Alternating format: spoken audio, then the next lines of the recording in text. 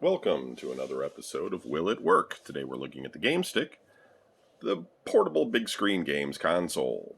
Slot the GameStick into your TV for instant access to a world of games. So anyway, it's a Kickstarter. It launched, it came out. It came out around the same time like the Ouya was being sold, which we'll cover in a future episode. It had an online, store. You could purchase games and play them on the GameStick. Realistically, what this is you plug that in, and all of the internals are basically in there, and then this is, like a Bluetooth controller, and you could actually store this stick in the controller. I guess the idea was you could just carry this around, but really this needs you can see a little hole right here. This needs a USB to power it. So there's actually some additional cables, and it's not as fancy as all that. You could play up to 4-player, but really, it's just an Android console, right? Same as sort of how Ouya was. It's running Android in the background.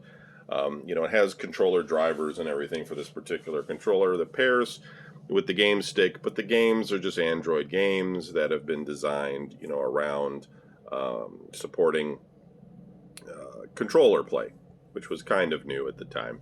So there weren't a lot of games that supported third-party controllers. So the selection in the store was pretty limited. It's since gotten a lot better if you play Android games. Although I still don't think any of those Android games are all that great. Although there are plenty of pay-to-win games that people play all the time that they enjoy. And so I'm not knocking it as an entertainment device, just in terms of like being a full-featured gaming platform. Android systems always tend to be a little bit lacking.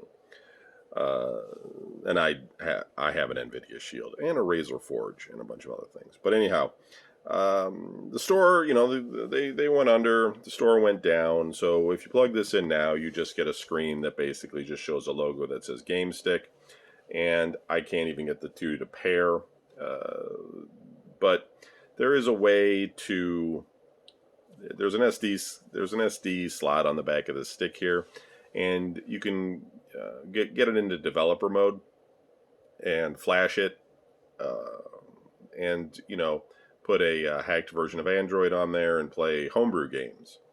And so a lot of people have done that, and they've had decent success with it. But at this point, I'm sure this is running on some sort of ARM processor, and it's probably fairly dated at this point. And I have no need at all for a game system that emulates anything. God knows I've got enough of them, so I don't need to hack the GameStick. Figure it's better just to leave it original and not mess with it. So that's kind of what I'm going to do.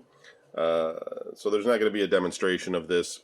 Technically it functions, so it does work. It's a keeper, but of course it no longer will load the screen because Wi-Fi and all that. There's nothing there for it to answer to. So it's sort of a dead console, but it still functions, and that's the way of these online gaming things. We're going to see more of that in the future, where people go out and buy these things where you buy games online, and when the system goes belly up, so does all your games.